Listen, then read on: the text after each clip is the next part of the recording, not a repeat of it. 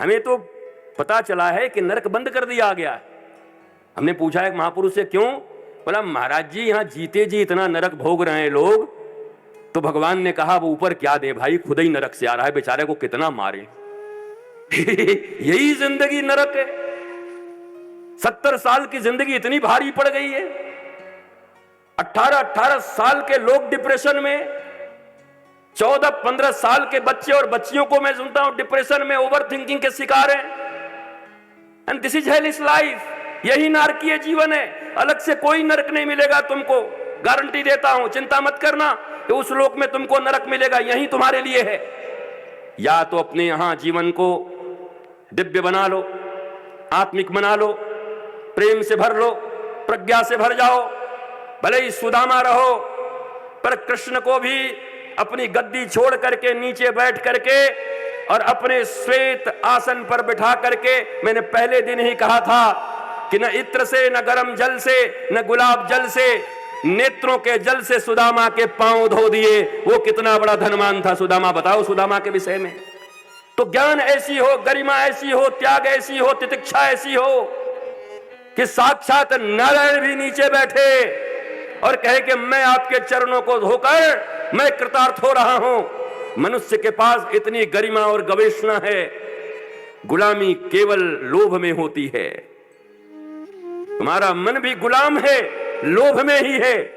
जिस दिन इस शरीर के थोड़े कंफर्ट को त्यागने के लिए राजी हो जाओगे भगवान राम की तरह कि नहीं, मुझे नहीं रहना अयोध्या में, मुझे वन वन में भटकना है, वन वन में जाना है, कंदमूल फल खाने हैं, लड़ना है उन लोगों से।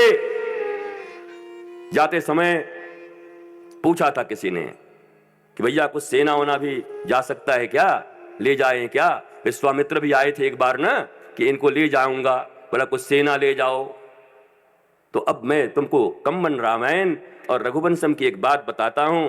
उस समय लक्ष्मण जी जो थोड़े बोलते ज्यादा हैं, लक्ष्मण जी ने ये प्रश्न भी पूछ लिया था कि अगर यहीं से बैठ करके सब कुछ कंट्रोल हो जाता तो चक्रवर्ती सम्राट महाराज, आप तो इतने दिन से राजा हो, सैनिक लेके हो, फिर भी आपके आसपास में इतने असुरों का उत्पात क्यों है? अब प्रश्न तो जायज है।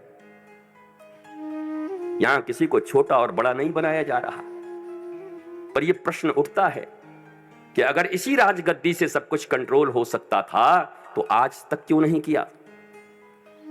आप तो चक्रवर्ती सम्राट हैं, आप ही के पास में आसपास में इतना अनीति, ऋषियों के हड्डी के पहाड़ लगे हुए हैं, एक भी ऋषि यज्ञ नहीं कर पा रहे हैं,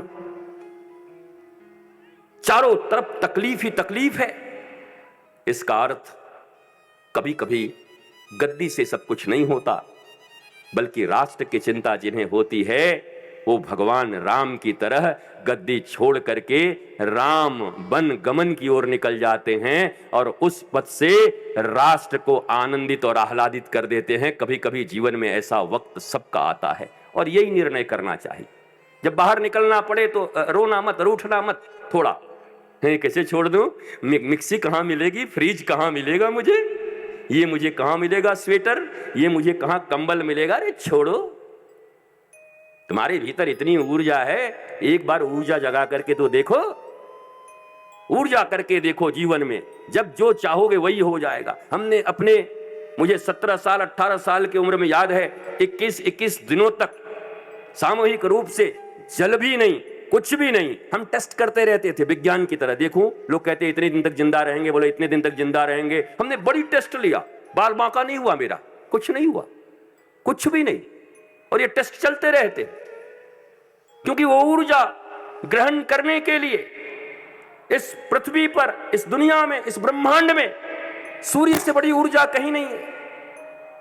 अगर वो टेक्निक तुम्हारे पास हो, तकनीक तुम्हारे पास हो, तो सूर्य से ऊर्जा लेकर के भी तुम बहुत समय तक जिंदा रह सकते हो और तरोताजा रह सकते हो, सूखोगे नहीं, मरोगे नहीं। क्षितिजल पावक गगन समीरा, मिट्टी से भी ऊर्जा ले सकते हो, जल से भी ऊर्जा ले सकते हो। ये तकनीक है और आने वाले समय में इसी दिशा में जा रहा है सारा दुनिया। इसी के लिए टेक्नोलॉजी लाई जा रही है। इसलिए आप भी इन कथाओं को पांडालों में अपने केवल, अरे तुमसे मांगा क्या जा रहा है? इन्होंने पहले ही घोषणा कर दिया कि ये पहली ऐसी कथा है जहां पर कोई दान पात्र नहीं लगाया जाएगा, 1 रुपए के भी दान पात्र नहीं लगाए जाएंगे।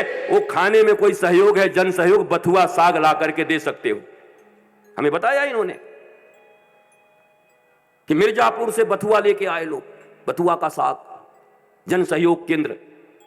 बोला यहां जो भंडारा चल रहा है उसमें तुमको जो देना हो, पर तुम्हें कहीं यहां पर कोई दान पात्र दिख रहे हैं? दिखा? मिला अभी तक? और होगा भी तो कोई अगर लगा दिया हो तो खबरदार, लगना नहीं चाहिए।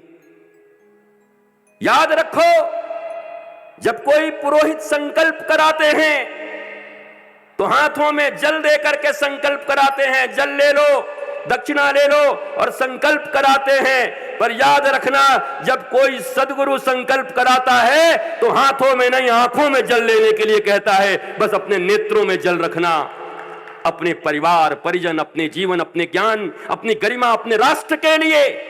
तुम्हारा जीवन सुंदर हो, राष्ट्र का जब होगा तब देखेंगे, क्योंकि राष्ट्र की पहली इकाई तुम हो। तुम सुंदर होगे, तुम आनंदित होगे तो राष्ट्र भी आनंदित होगा। तुम दुखी होगे तो ये राष्ट्र भी दुखी और दरिद्र रहेगा। इसलिए पहली इकाई तुम हो, तुम्हारे बच्चे हैं, तुम्हारे परिवार हैं।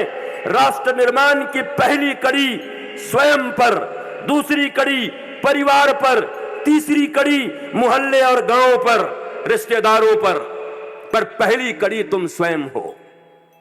हर बार पहली कड़ी भूल जाते हैं, बड़ी बड़ी बातें करते हैं, लोगों को बदलने चलते हैं, नहीं होता, क्योंकि हम स्वयं नहीं बदले हुए होते। इसलिए पहला काम है, राष्ट्र कथा का पहला काम है व्यक्ति निर्माण।